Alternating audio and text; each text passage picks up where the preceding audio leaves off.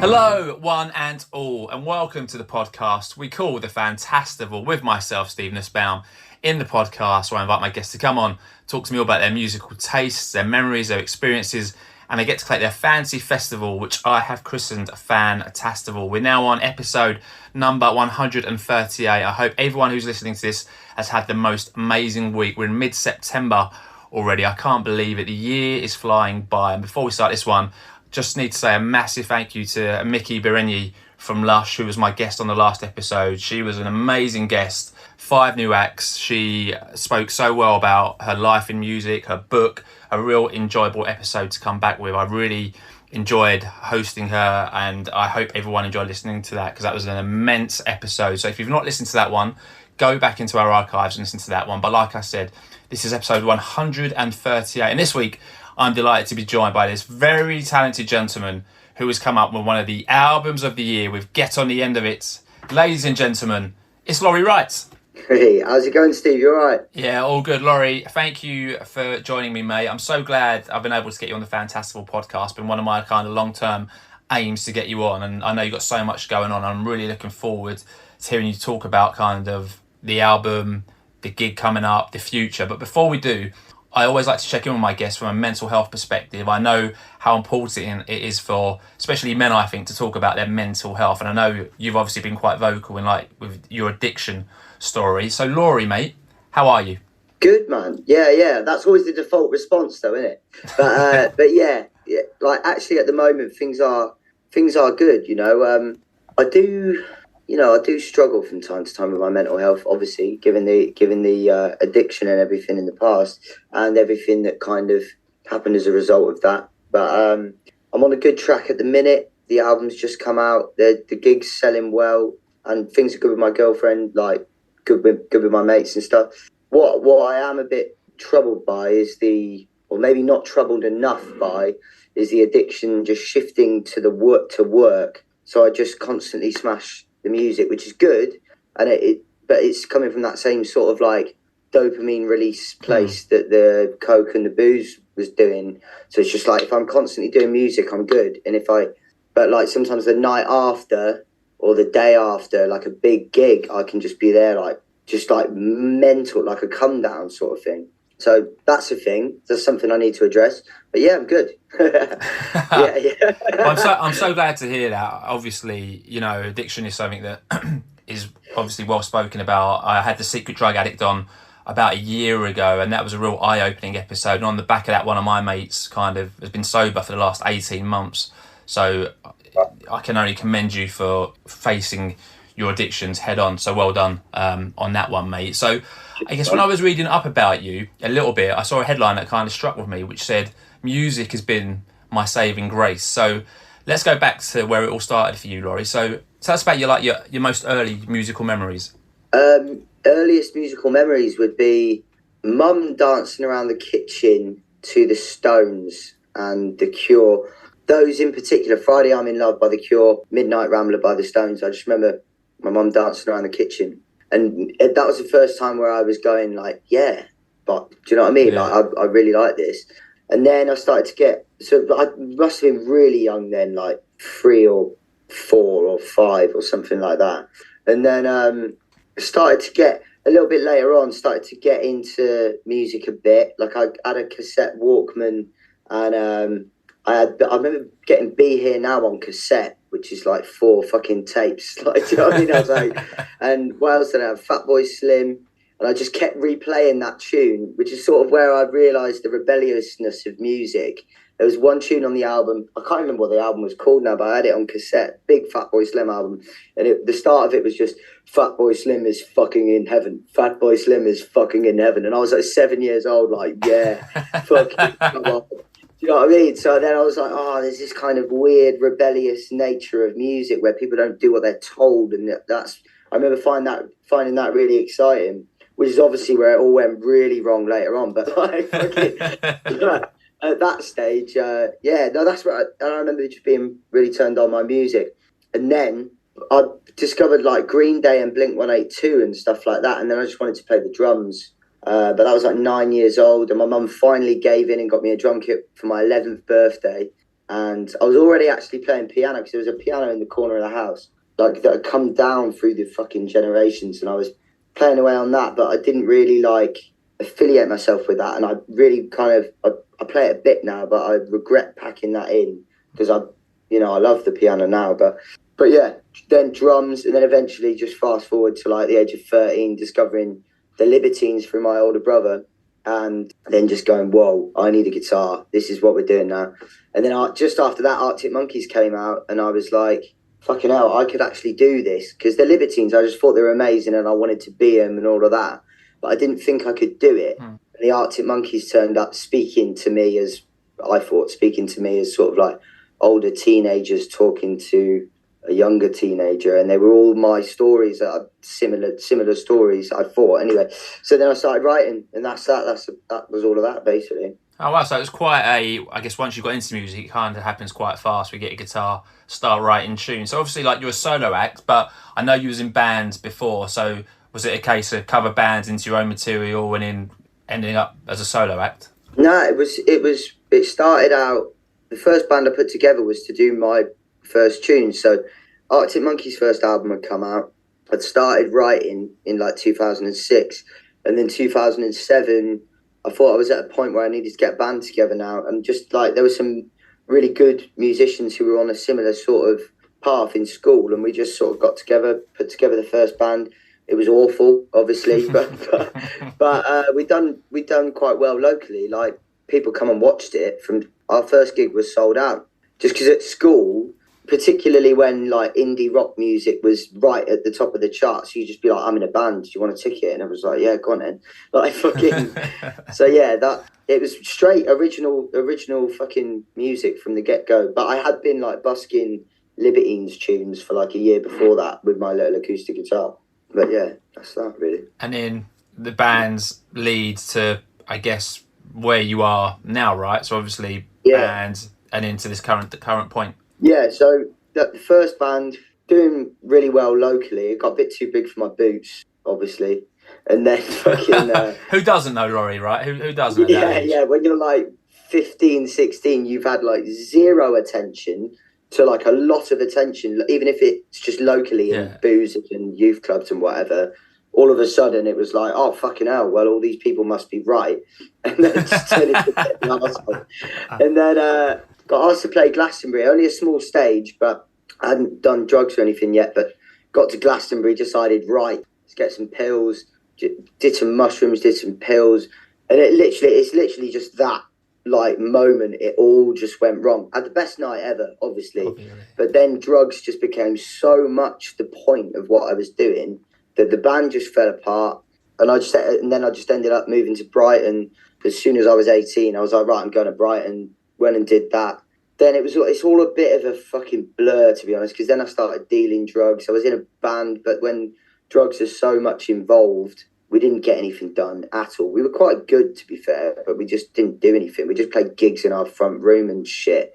And then that all disbanded, moved up to London, farting around, living on sofas, busking acoustic, a few little bands here and there. But then I met some really, really good musicians, and we formed a band called The Lodgers, which was the next 5 years. And there was a lot of drugs going on again, but the music was at the forefront. Like, we were doing the music, but we were doing drugs more than music, but that's why it never went anywhere. But we were actually doing things. Like, we toured Germany, which was good, northern Germany. We recorded at Abbey Road, but that was a fucking shit show because I'd been up all night both times and was late and all. Oh god, it was awful.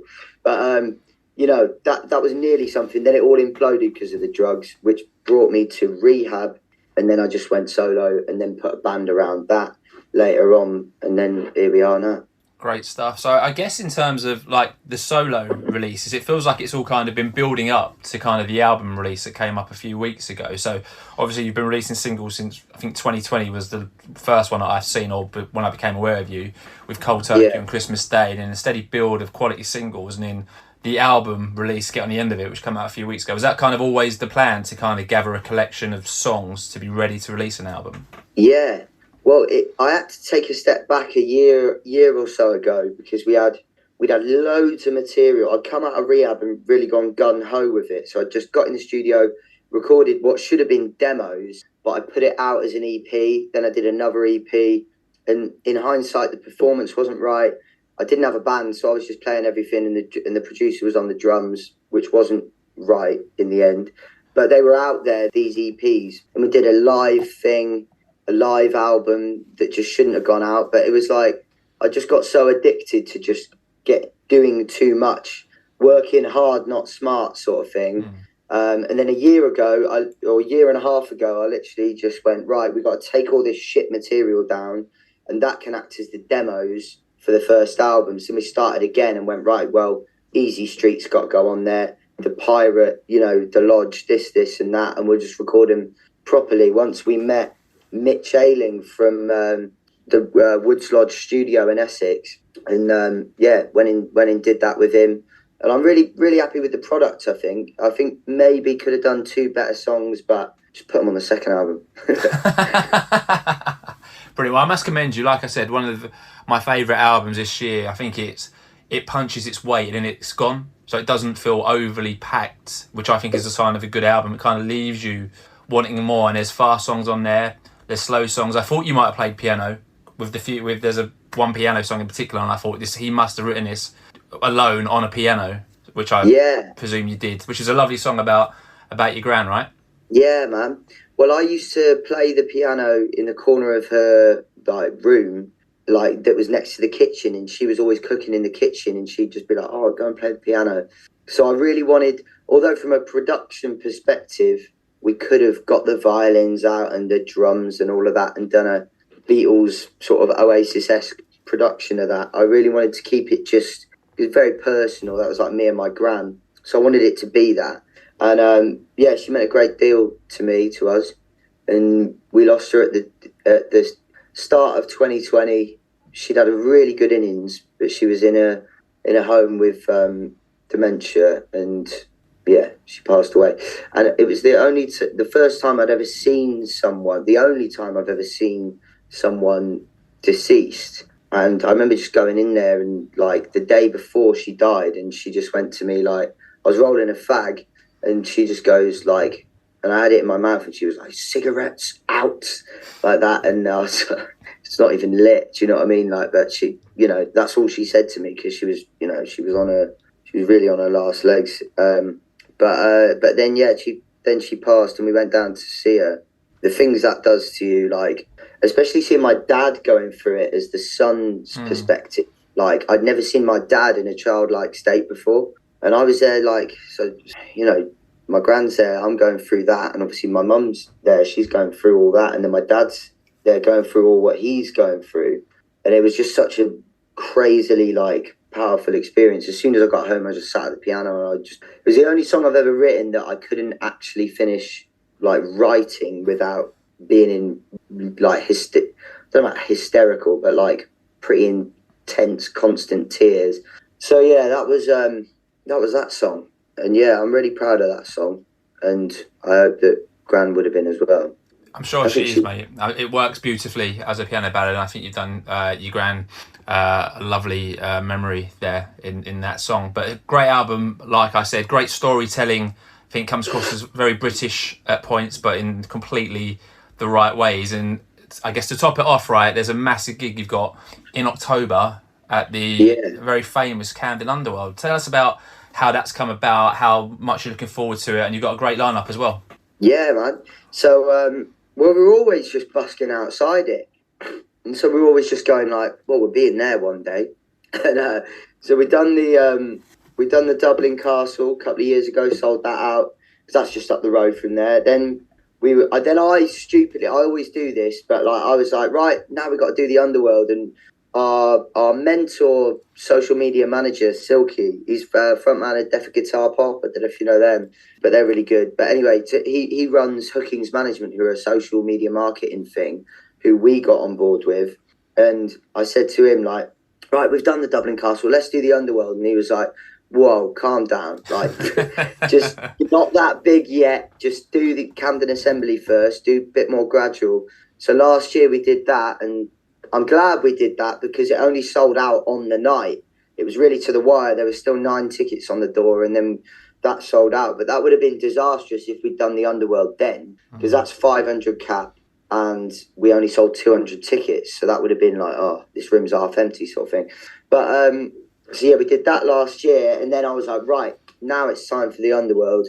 But what we've done, kind of in line with the deleting all the music and starting again sort of thing, is a few years ago when I was releasing all the music without checking it and just being all completely all over the place, we were doing that with the gigs as well, just headlining fucking pubs all over the place and just doing way too much and getting like 50 people down each time, but you're never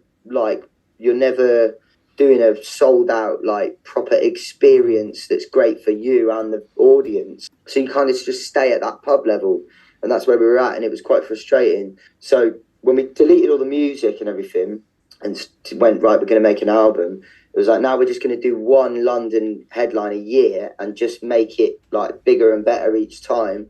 And so that's what we did last year. We released Rock and Roll Ain't Dead While We're Living, the EP, then done Camden Assembly, and then went, right, now we're going to do an album, we're going to do the Underworld.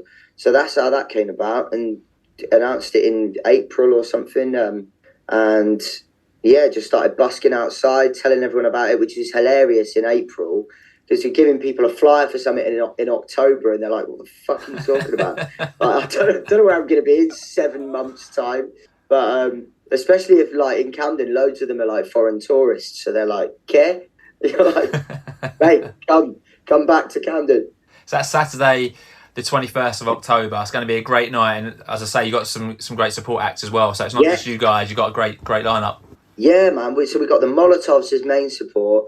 Now, they are genuinely, I think they're the best band I've come across since fucking Arctic Monkeys, mate. Like, genuinely. Like, I saw a reel of them pop up and I was like, fucking hell, this is amazing. Where is it? Oh, it's at Wimbledon fucking Library, not too far from where I live in Twickenham. So I was like, I'm just going to nip down there, see what it's all about. Went down there because they've got a monthly residency.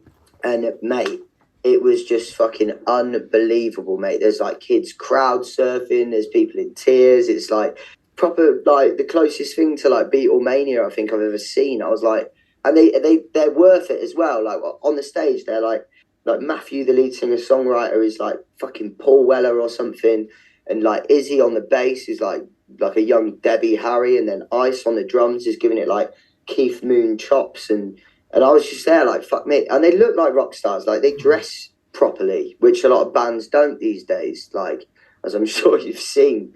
But, So I was like, right, we got to get on board with these. So they're the main support.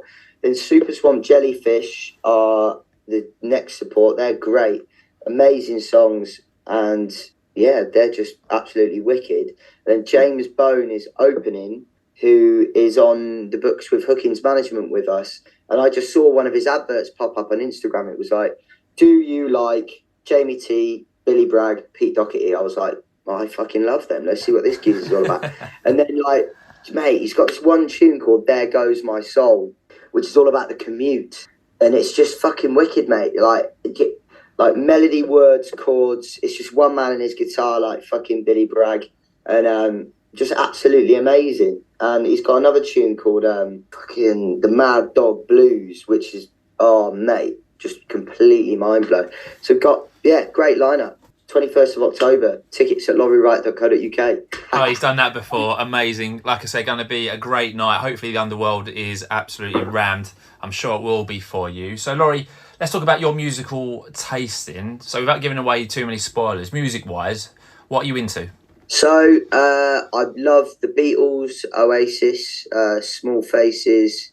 Are we doing bands? Is that what we're doing? You can do whatever you like. We'll come to your fantasy festival later, but in terms of just kind of what you're into. Oh, okay. Like mainly like British rock and roll. Then I guess I've always just really affiliated with that, being British and being into rock and roll.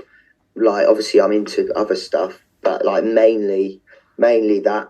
I find it like not always, but like it's not a general rule at all. But like often a more like overblown, hyperbolic American stuff can be lost on me a bit. Whereas, mind you, I fucking love Guns N' Roses. Now, they're fucking decent. But like, I like the sort of tongue-in-cheek nature of British rock and roll. Like, it's like we're being really serious, but we're not taking ourselves too seriously. Do you know what I mean? Like, yeah, absolutely, as it should be. So you mentioned Dublin Castle earlier. I was lucky enough to be there on Friday night, so I got to see Maze and I got to see Marquis Drive, two absolutely brilliant bands up and coming who were both absolutely superb, and Maze as well, to be fair. That was a great night in there. So I'm currently listening to those guys. At the moment, Laurie, what are you listening to? What's on your hi-fi or your Spotify at the moment? so, well, the Molotovs, although they haven't got anything out at the moment, so I've just got some demos that I listen to of them. They're wicked. It's funnily enough, like James Bone. It's all the people I've already mentioned. James Bone, I'm listening to him a lot. Now, let's have a think. There's a band called Soaked from Southend who are really, really good. And I saw them supporting the Molotovs down at Wimbledon Library. Really good. You should check them out.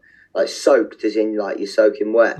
But they're really good. It's a bit like when they were performing, it's a bit like the Ramones. Like, they were like sunglasses and everything, and it's like 2-minute tunes, and then he just says like 5 words and it's bang straight into the next number. But yeah, fucking cool, man. So Soaked. Who else? Honestly, I've only just bought Spotify Premium the other day, right? Just so I could check if my album sounded all right. So I've only just started this fucking journey of actually listening to everything that's going on. Obviously, Skinner Brothers, great band. There's a band called Art, which is A.R.T. They're really good. De Niro's. I don't know if you've heard the De Niro's. They're a new band who go busking and stuff. I haven't seen them busking yet, but they're doing a similar thing to what we're doing, and they're just like rock and roll fucking animals. They're in fucking Barcelona doing some festival the other day. I was like, and they all dress in unison, like they've got like white trousers, red things, fucking sunglasses, rock and roll. Do you know what I mean? Like, and they're really good. Who else? Super Swamp Jellyfish. I think I already mentioned them. There's a geezer from Bristol who's unreal, mate. This guy called Zach Libo or Zach Libo. I don't really know how to pronounce it, but last year we just played at a festival and he was there. He was like, we just got there and he was already on the stage. I had no idea who he was or anything like that, but he was on the stage. We were arriving and we were on next, and he just stopped me in my tracks, and I was like, this guy is fucking incredible. And it's his songs and his performance and everything as well. But like this guy called Zach Libo, just one man in his guitar, but he has like Zach Libo and friends. So he's got like guitarist called Jesse who plays like fucking Jimmy Page. Like, he's like proper good guitarist, and he has drums and keys and stuff on his stuff. But mate, he's so good. Trying to think of other people who are really blowing my fucking bean at the moment. Oh yeah, the Bracknell. Went on tour with them earlier in the year. Amazing band. Great songs, great lads. Deaf of guitar pop. Who else? Probably got to leave it there, really. Yeah, I mean, that's a lot of recommendations. Some amazing bands who I'm sure our audience will go and definitely check out. So this podcast, Laurie, is all about getting people to collect their fantasy festivals. You a big fan of the festival? You been to many? Yeah. My favourite is Glastonbury, although I haven't been for like fucking 8 years or something like that. But I absolutely love festivals. I was a bit apprehensive when I went sober about festivaling, because obviously, like, I first started taking drugs at festivals, and then my whole festival experience was like drugs and alcohol fueled. So much so that even towards the end of my drug addiction and alcohol days, I'd worked out that festivals weren't for me anymore, because I was just like lucky to get out alive at the end of it. Do you know what I mean? Like, couldn't fucking... The last one I went to drinking, taking drugs, was Boomtown 2016. And I can't remember anything, mate. Just fuck all. I remember waking up and my missus and her mate, and we'd only been together for like a few weeks at this point. So it's like, who the fuck is your boyfriend? She's like carrying me out of this fucking festival. But yeah.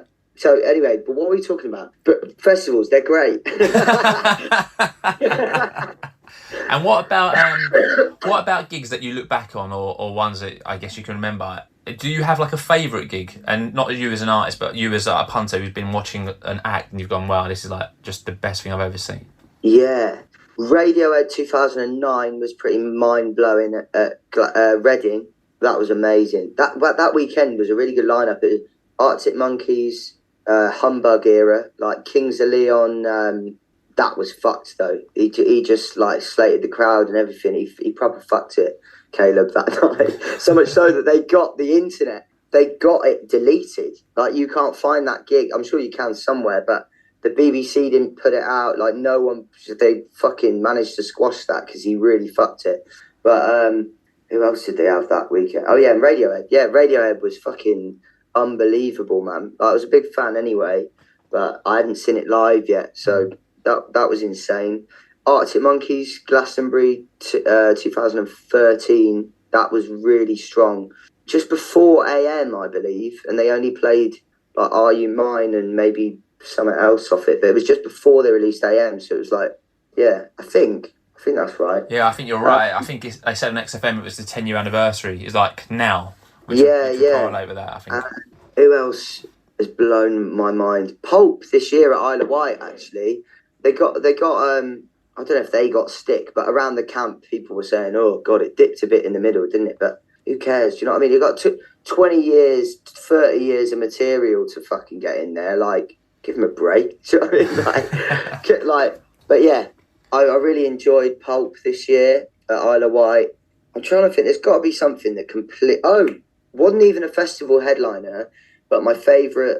I think one of the best things I've ever seen was Dolly Parton at Glastonbury 2014 doing the Legends set on the Sunday.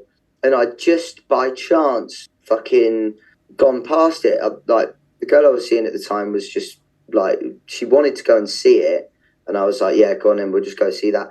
And then I didn't even realise she'd written some of the tunes she'd written, to be fair. I didn't know anything about her much. I had no idea that she'd written "I Will Always Love You" and tunes like that. But it was her way with the crowd. I've never seen anything like it, really. For a start, she played every single instrument. She played the banjo, the ukulele, the guitar, the saxophone. She must have been 70 at least, maybe even older.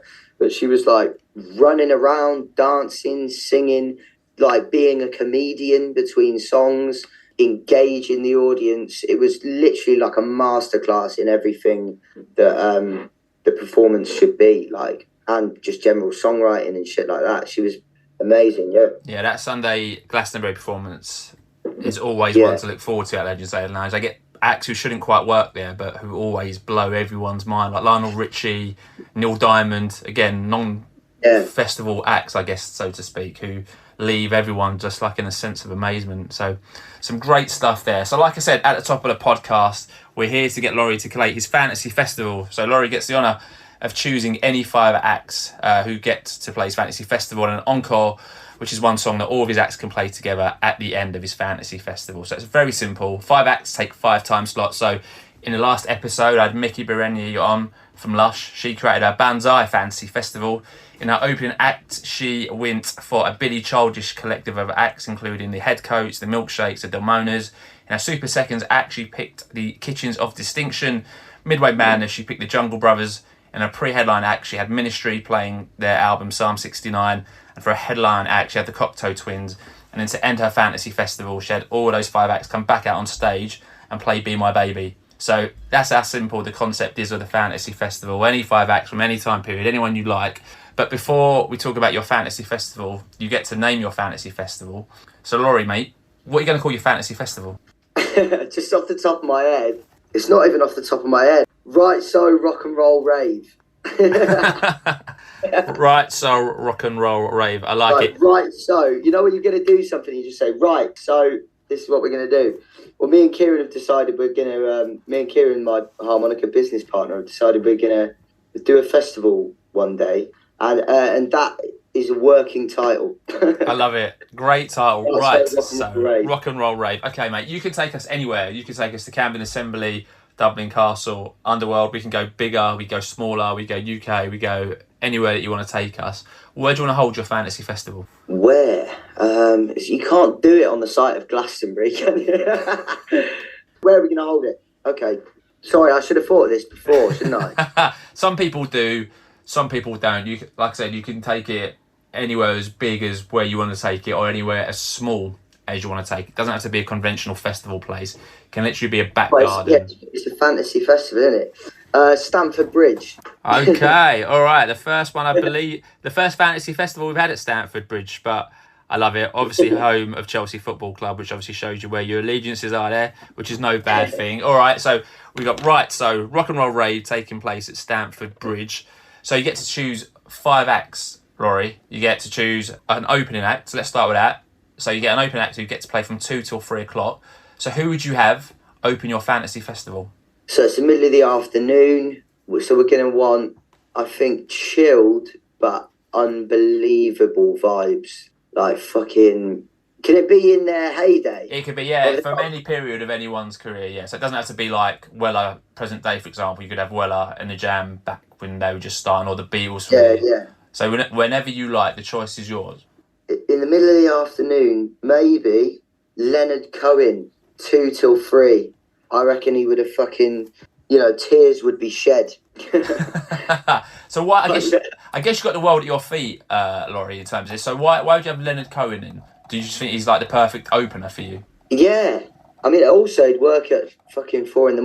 There's the one, is it the Isle of Wight festival where, like 69, where he does Bird on the Wire, and before everyone used to get their lighters out as a thing, he got everyone to like light a match, and then like everyone's tripping and everyone's got a match and they're all like, and it's just one of the most moving things I've ever seen. I don't get shivers like talking about it, but obviously that wouldn't work in the middle of the afternoon with light a match. Everyone goes, well, great. But anyway, him at a festival in the afternoon would be unbelievable, I reckon. All right. Sudan takes you down to a place by the river. Yeah, I'd love that. All right.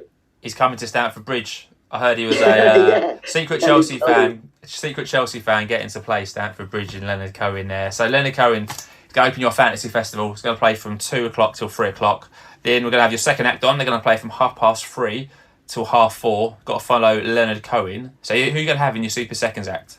It's still the afternoon. So I reckon like Toots and the Maytals, reggae, fucking, but a bit more upbeat, but it's still chilled afternoon vibes. We haven't started like flat out hitting the Jaeger bombs yet. It's like, do you know what I mean? First beer, spliff, like on the penalty spot at Stamford Bridge.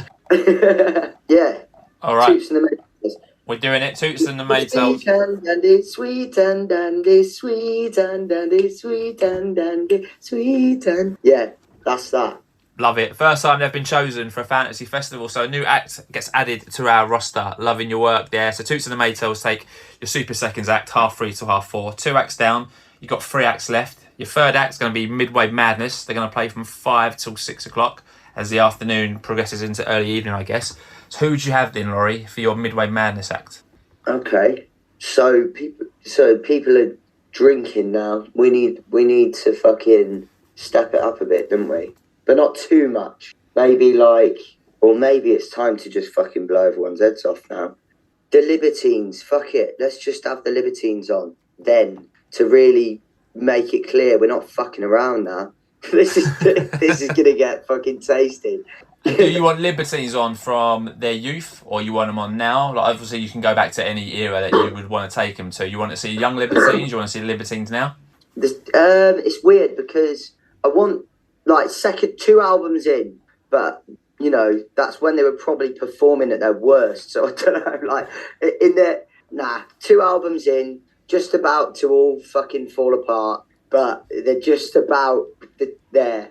They've got odd shoes on and fucking God knows what, but, they're still just about intact. Trousers held together with gaffer tape, fucking Can't Stand Me Now, Don't Look Back Into the Sun, Vertigo, What a Waster, all the bangers. Let's go. Great shout out for your Midway Madness slot. Second time they've been picked for a fantasy. If they're on at like 5-ish, it's before it gets too haywire that they don't turn up, maybe.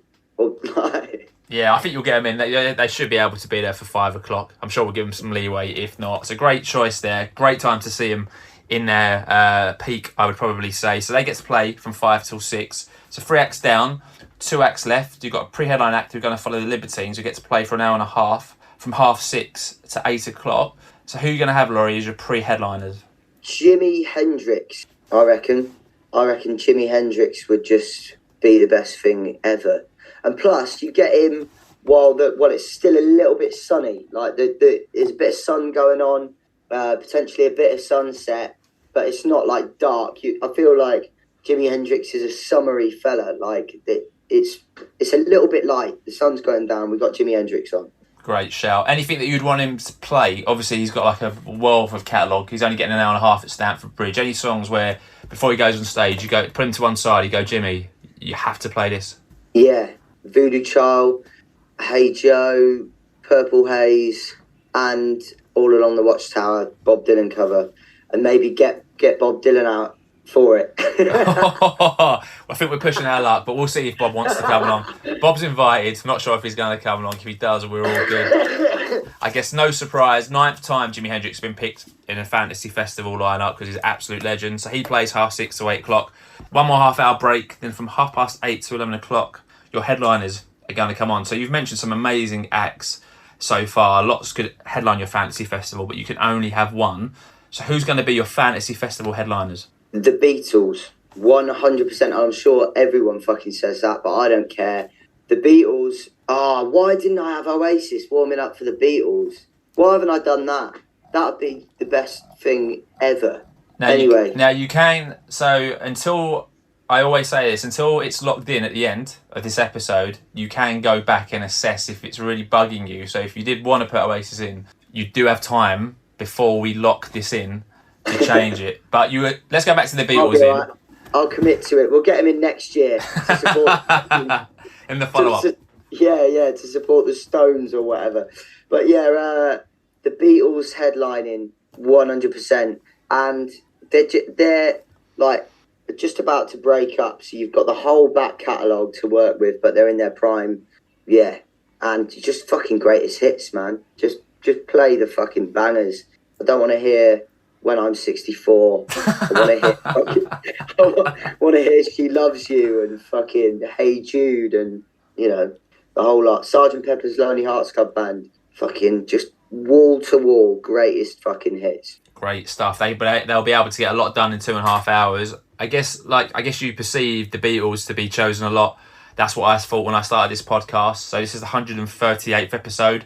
Only the 7th time the Beatles have been picked. So not too bad at all. So the Beatles are coming back. They always, in all their appearances, they either headline a fantasy festival or once they've been a pre-headliner. So popular headliner, the Beatles headline. Who was headlining when they were warming up? Paul Hemmings had him. I can't honestly remember who Paul Hemmings had as his headline act, but it must have been someone pretty good if the Beatles were his pre-headline act. So, Laurie, you got the Beatles, and at 11 o'clock they're bringing back out on stage Jimi Hendrix, the Libertines, Toots and the Maytals, and Leonard Cohen, and they all get to play, all looking at you, going, Laurie, what are we going to play, mate? We've got one song left. How are we going to end your fantasy festival? All looking at you. What song are you going to tell them how to play? Fucking hell. That's mental. Because off the top of my head, I just want them to play Live Forever by Oasis. They can play that, mate. It's the fantasy element. I haven't put Oasis in the fucking lineup. But yeah, because I want to hear John Lennon singing Live Forever.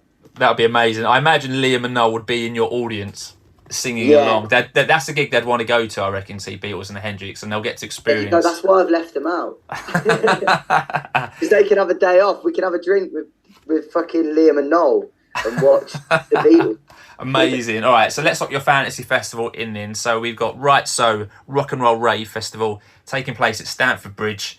In your open act, we've got Leonard Cohen, Super Seconds, Toots and the Maytals. Midway Madness, we've got the Libertines. Pre-headline act, you've got Jimi Hendrix.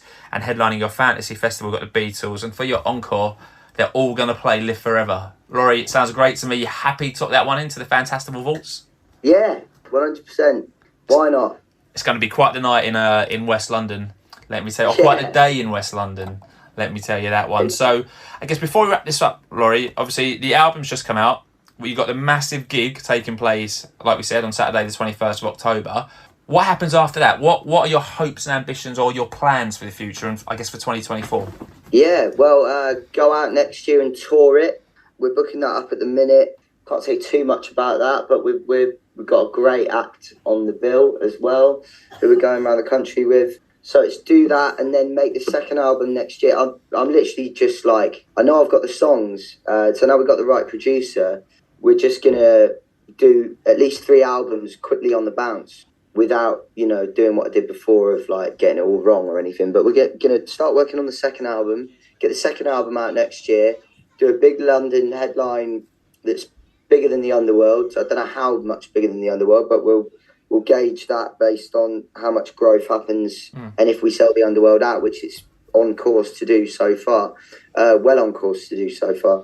But then get like at some point, it's annoying really because I want a booking agent to be able to get those big festival slots and big support slots, but I want to be able to do our own thing with our London headlines and our tour.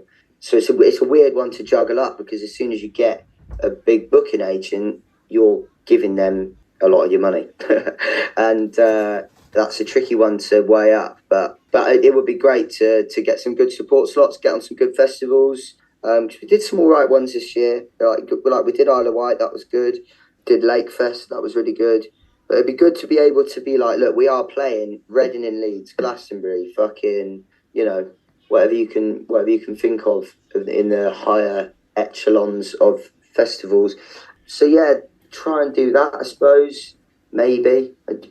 But mainly just keep building, keep getting good music out there, and hope that we can make the second album top the first, really. Great stuff. It's a very, very strong first album. Laurie, if anyone wants to find you on social media, where would people go? I know you've got a great website, so let's plug the website, let's plug your socials. Where do people find you and find out about yourself? Yeah. So for any news, tickets, merch, anything like that, lauriewright.co.uk. Instagram is at Laurie Wright Music, so LaurieWright Music. The same for Facebook is at Laurie Wright Music. Twitter is at Laurie Wright 4, the number 4 on the end. TikTok, again, although I don't have a fucking clue how to use it, is at Laurie Wright Music. And what other things are there? I haven't got on Threads yet. Twitter's annoying enough without like Instagram's Twitter. But yeah, we'll probably be doing that at some point next year. That's not on my high list of priorities. And what else? YouTube. I don't even know what we go under on YouTube, but just search Laurie Wright on YouTube and it'll come up. So there's lots and lots of places you can go and find Laurie. So make sure to follow him and find him out on whatever platform that you use. So that is it, everyone. Thanks for listening to the 138th episode of the Fantastival Podcast. If you've enjoyed this one, you can subscribe and give the pod a review on iTunes. You can also give us a follow or rate the show on Spotify. You can also comment on each individual episode on Spotify as well. So if that's how you're listening, please get cracking on with that. We're also on Twitter, as is Laurie, so give us a follow at FantastivalP if you don't already do so. And if you're not on Twitter, you can email the podcast at fantastivalpodcast@outlook.com. Unfortunately, on this podcast, we don't play music, but I'll get some tunes from Laurie about the acts who he's mentioned and spoken about. We'll make a nice little Spotify playlist. So if you scroll down on the episode description, you'll see a nice little Spotify link there. We'll put some tunes on that with all the acts who have been spoken about. So Laurie, a massive thank you, mate, for coming on the Fantastival Podcast. Great album. I wish you all luck for the future. How have you found hastily collating your fantasy festival and putting it together and talking about music? Yeah, brilliant. I've had a really great time, man. And it was nice to actually be put on the spot because I just thought, I looked at the questions and thought, fuck it, we'll wing it. Like, I really liked that because then it just sort of like, you just come up with something on the spot. I really enjoyed it though. It's been great. Cheers for having me on. No, top man. As I say, go and check out Laurie's album. Get on the end of it. Fantastic album. One of the albums of the year.